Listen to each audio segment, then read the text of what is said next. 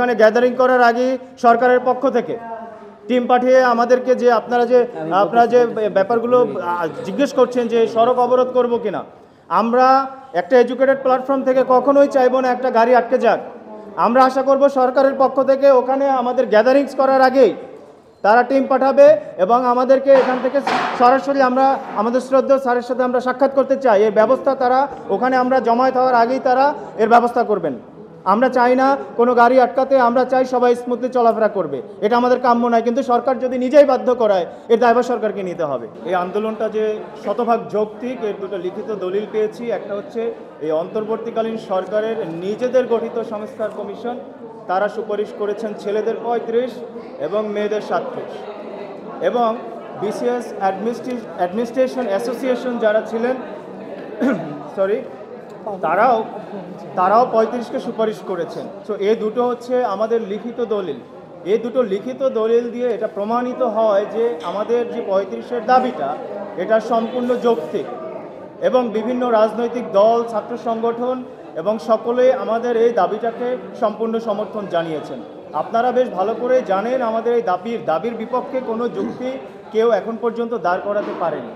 কিন্তু আমরা দেখতে পাচ্ছি যে এর বাস্তবায়নটা যখন হবে তখন এই অন্তর্বর্তীকালীন সরকার তারা নিজেরাই দ্বিমুখী আচরণ করছে। আমি একটা এক্সাম্পল তুলে ধরছি।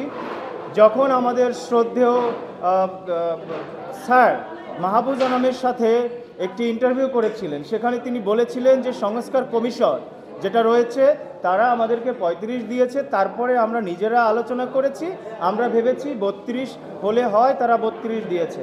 Point number 1। কিছুদিন আগে একজন সম্পাদক নুরুল কবির সাহেবের সাথে আমাদের শ্রদ্ধেয় স্যারের একটা ইন্টারভিউ হয়। সেখানে ওই সম্পাদক প্রশ্ন করেছিল যে এই যে জাতীয় যে সংস্কারগুলো হয় বা সিদ্ধান্তগুলো হয়, এখানে কি আপনাদের অন্তর্বর্তীকালীন সরকারের যারা সদস্য রয়েছেন তাদের কোনো নিজস্ব সিদ্ধান্ত আছে কিনা? স্যার এক বাক্যে উত্তর দিয়েছেন, না, এখানে আমরা কোনো নিজেরা সিদ্ধান্ত দেই না। আপনি দেখেন সেকেন্ড যে ইন্টারভিউটা হলো সেখানে বলল স্যার যে না, আমরা নিজেরা কোনো সিদ্ধান্ত দেই না, কিন্তু আমাদের দাবিটা যখন বাস্তবায়ন সবাই যখন এটাকে সুপারিশ করলো, সোজা বাস্তবায়ন না করে স্যার কিন্তু ওই ইন্টারভিউতে বলেছেন যে 35 দিয়েছি, আমরা নিজেরা আলোচনা করে তারপর 32 দিয়েছি। তো এটা একটা কন্ট্রাডিক্ট ডিসিশন বলে আমরা মনে করি। এবং আপনারা দেখে থাকবেন যে আমাদের এই যে দাবিটা, এটাই একমাত্র দাবি যেটাকে সবাই সমর্থন করেছেন, এর কোনো বিরোধী পক্ষই নেই। তারপরেও কেন যে এটা মানা হচ্ছে না আমরা এটা বুঝতে পারছি না। পিছনের ইতিহাস আপনারা সবাই জানেন। এর প্রেক্ষিতে আমরা এই যে সুপারিশটা হয়েছে এটার বাস্তবায়নের জন্য আমরা 20 তারিখে একটা কর্মসূচির ডাক দিয়েছি শাহবাগ চত্বরে, রাইট এবং ভাই? শাহবাগে 10টাতে ডাক দিয়েছি। আমরা আশা করব সারা বাংলাদেশ থেকে 64 জেলা থেকে আমাদের ছাত্র ভাইরা, এখানে আমাদের যারা প্রাক্তন ছাত্র রয়েছেন, যারা চাকরি প্রার্থী রয়েছেন, রানিং স্টুডেন্টরাও আমাদেরকে সমর্থন দিয়েছেন, সবাই 20 তারিখে 10টায় যে যার জায়গা থেকে শাহবাগে চলে আসবেন। কারণ আমি আবারও বলছি যে আমাদের এই দাবিটা একদম যৌক্তিক এবং ওপেন। আমাদের প্ল্যাটফর্মটা এডুকেটেড, এখানে লুকোচুরির কিছু নেই। এটা আমাদের এই অন্তর্বর্তীকালীন সরকারের যে সংস্কার কমিটি তারা সুপারিশ করেছেন। সুতরাং আমাদের দাবি একটাই যে স্যারের যে সুপারিশটা রয়েছে এটা বাস্তবায়ন করতে হবে। আর একটা পয়েন্ট আমি বলে শেষ করতে চাই। স্যারের যে প্রথম বক্তব্য ছিল সেটা ছিল যে আমরা নিজেরা সিদ্ধান্ত নিয়ে এটা সিদ্ধান্ত দিয়েছি। পরের বক্তব্য ছিল আমরা নিজেরা সিদ্ধান্ত দেই না। তাহলে এখান থেকে স্পষ্ট যে নিশ্চয়ই প্রথম আমাদের এই দাবির সিদ্ধান্তে স্যারের উপরে প্রচণ্ড চাপ ছিল। এই উপদেষ্টা পরিষদের সদস্যদের উপরে অবশ্যই চাপ প্রয়োগ করা হয়েছে। আমরা স্পষ্ট বলে দিতে চাই, আমরা শ্রদ্ধেয় স্যার এবং তার যে সরকার রয়েছেন, এখানে যদি কোনো বহির্চাপ আসে সেই চাপের বিরুদ্ধে আমরা কাজ করব। কোনো চাপই কাজ করবে না।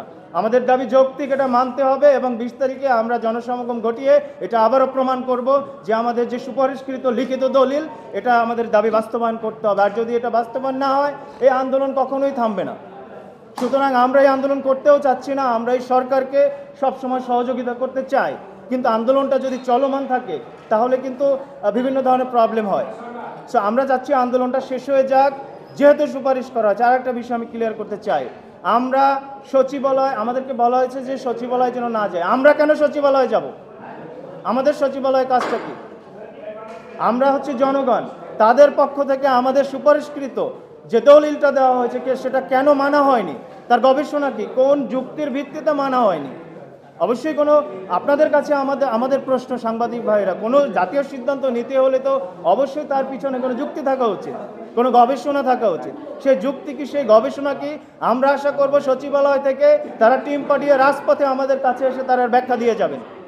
অন্যথায় আমরা রাজপথেই থাকবো 20 তারিখে, আমরা সেখান থেকে যাব না, আমরা সচিবালয়েও যাব না। সরকারের পক্ষ থেকে আমাদের রাজপথে তারা টিম পাঠাবে। ধন্যবাদ সবাইকে।